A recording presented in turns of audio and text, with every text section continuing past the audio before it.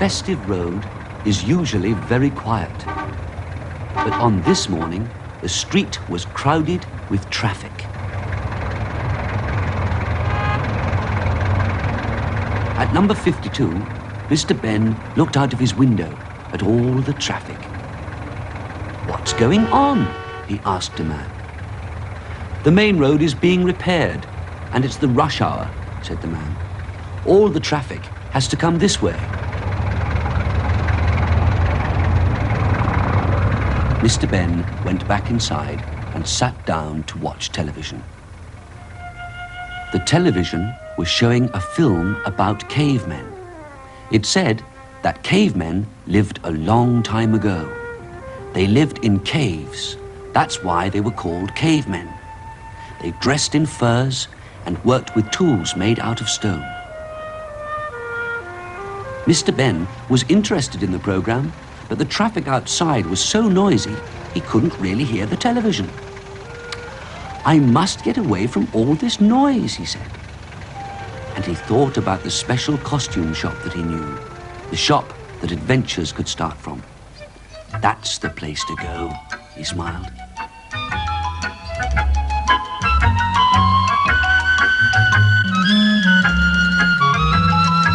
Mr. Benn was soon in the lane with the shop. He went straight to it, paused for a moment, and then went in.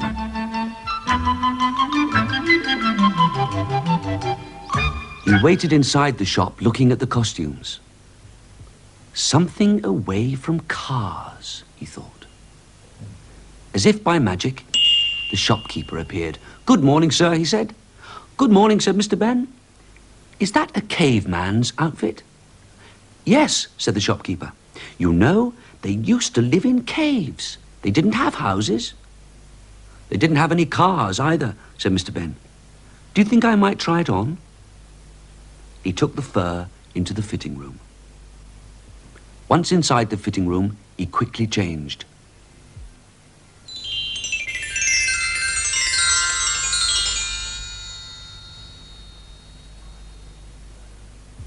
He smiled at the furry Mr. Benn in the mirror, and then went through the door that could lead to an adventure.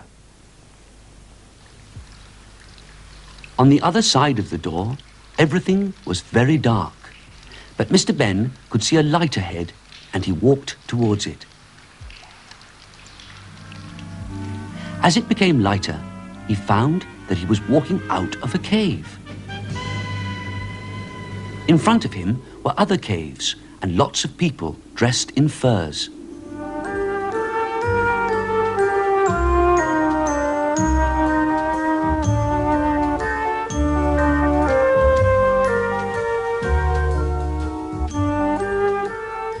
Mr. Benn went over to a patch of grass and lay down. He closed his eyes and thought how peaceful it was. The sun was shining, and he wondered why the cave people didn't lie out in it. It wasn't long before he knew why. From a long way off came a rumbling noise. At the same time, the people at the caves started to shout.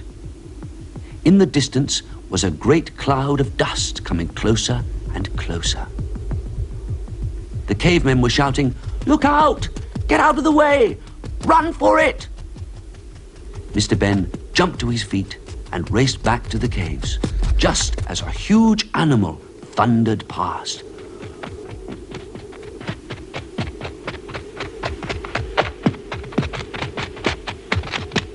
"Golly," said Mr. Benn. "What was that?" "A dinosaur," said a man. "Every morning, the dinosaurs and other animals rush past here on their way to get the best feeding places. And now, in the evening, they race back to get the best places to sleep."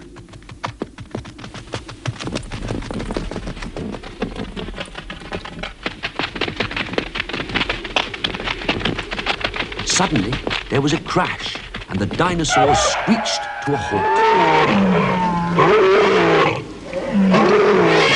Some of the dinosaurs had fallen over, blocking the road. "That's always happening," said the man. "They're so impatient, no manners at all." the dinosaurs picked themselves up and rushed off again. The cave people settled down to a meal.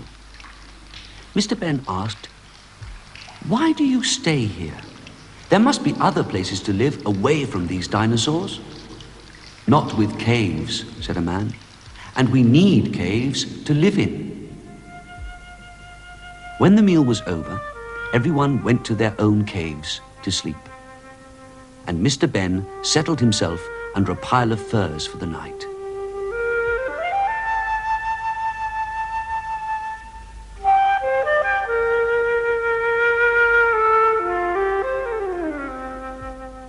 The next morning, when Mr. Benn woke up, he heard shouting outside the cave. He looked out and saw some men trying to move a dinosaur. "Can I help?" asked Mr. Benn. "This often happens," explained a man. "An animal just parks here to sleep and blocks a cave entrance so that people can't get out. Help us push it out of the way, will you?"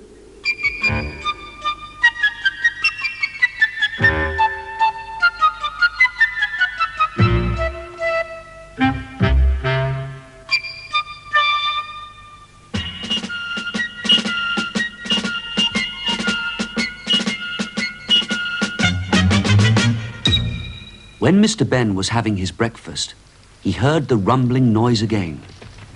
This time, he knew what to expect. The animals went rushing past, but this time in the opposite direction. When all the dinosaurs had gone, Mr. Benn asked if they could go for a walk to get away from the dust. "Yes, we'll all go," said the others, "and show you around. You have to be careful crossing the dinosaur road. The dinosaurs don't mean any harm, but they're clumsy. And if one does bump into you, it can be quite nasty." They looked first one way, then the other. A large cloud of dust was approaching. They waited until the dinosaur had passed.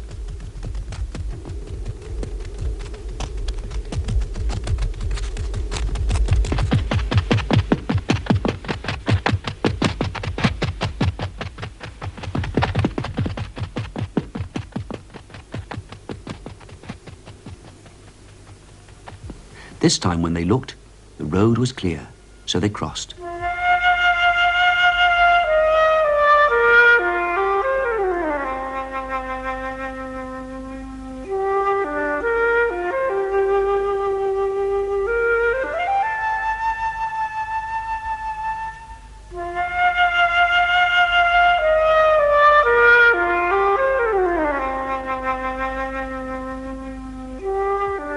As they walked on, the countryside became greener.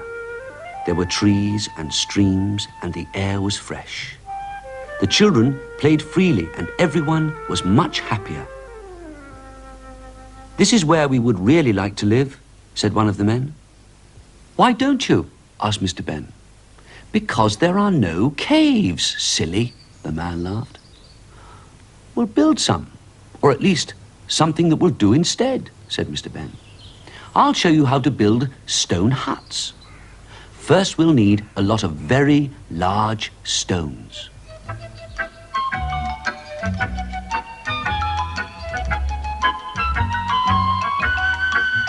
Mr. Benn showed the men how to place the stones. As soon as they saw how it was done, they started to build several huts.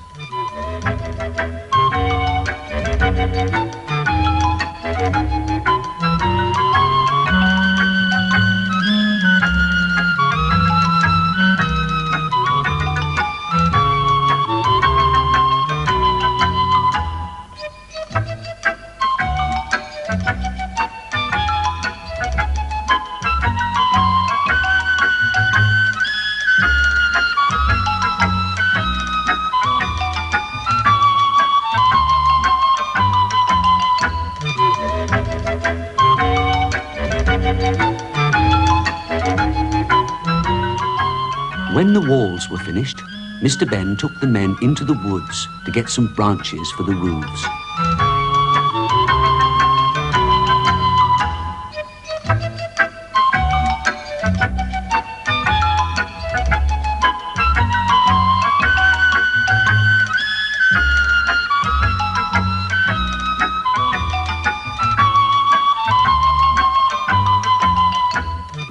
the men cut pieces of turf from the ground.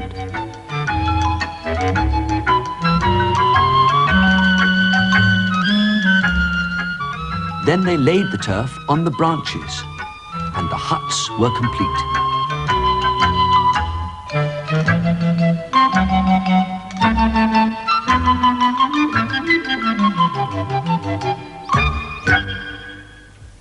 The people were very pleased. "From now on, we can live here," they said. A man appeared beside Mr. Benn. Come and look inside this hut, sir," he said. Just then, Mr. Benn heard a noise in the distance. The cave people were standing on top of a hill. They were watching the dinosaurs' rush hour again.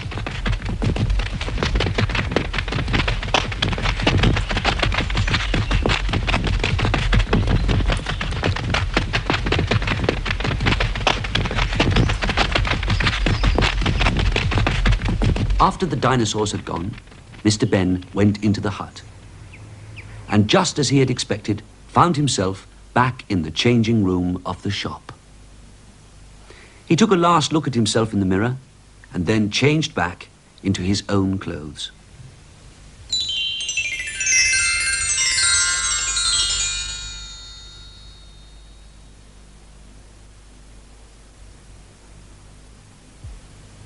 Back in the shop, Mr. Benn returned the fur outfit to the shopkeeper and said, "Thank you.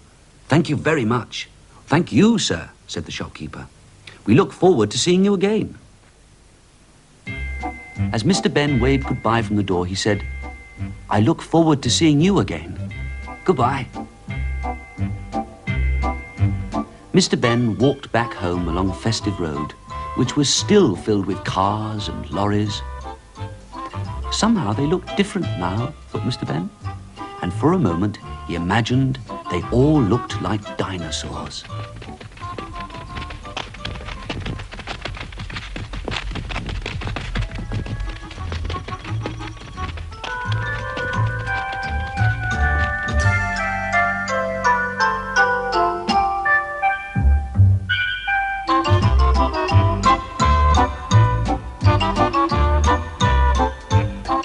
At his gate, Mr. Benn realized that he was holding something in his hand. It was a stone hammer. "I wonder how long I've been holding that," thought Mr. Benn. "I'll keep it. It's just what I need to help me remember."